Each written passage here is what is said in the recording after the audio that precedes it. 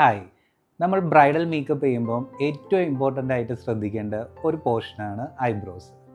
നമ്മുടെ eyebrows proper shape ആയിട്ടിരിക്കാനും disorder ആയിട്ടുള്ള eyebrow ഹെയറിന് even ആയിട്ട് നിൽക്കാനുള്ള ഒരു പുതിയ പ്രോഡക്റ്റാണ് ഞാൻ ഇന്ന് നിങ്ങൾക്ക് പരിചയപ്പെടുത്തുന്നത്. PACയുടെ ക്വിക്ക് ഫിക്സ് ബ്രോ ജെല്ലാണ് ഞാൻ ഇന്ന് യൂസ് ചെയ്യുന്നത്. ഇതൊരു ട്രാൻസ്പെറൻറ്റ് ജെല്ലാണ്.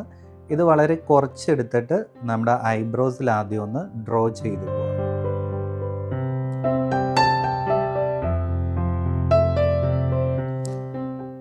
ഇപ്പം നമ്മുടെ ഡിസോർഡർ ആയിട്ടുള്ള ഹെയർ എല്ലാം ഈവൺ ആവാനും ഷേപ്പ് ചെയ്യാനും നമുക്ക് ഹെൽപ്പ് ചെയ്യുന്ന ഒരു പ്രോഡക്റ്റാണ് PACയുടെ ഈ ഒരു ബ്രോ ജെൽ.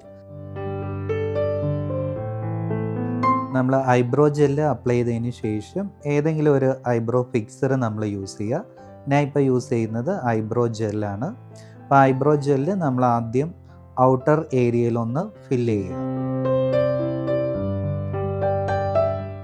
ഫില്ല് ചെയ്തതിന് ശേഷം നമ്മൾ വളരെ ലൈറ്റായിട്ട് ഇന്നർ ഏരിയയിലോട്ടേക്ക് ആപ്ലിക്കേഷൻ കൊടുക്കുക. ദെൻ അതിനൊന്ന് ഫില്ല് ചെയ്തെടുക്കുക.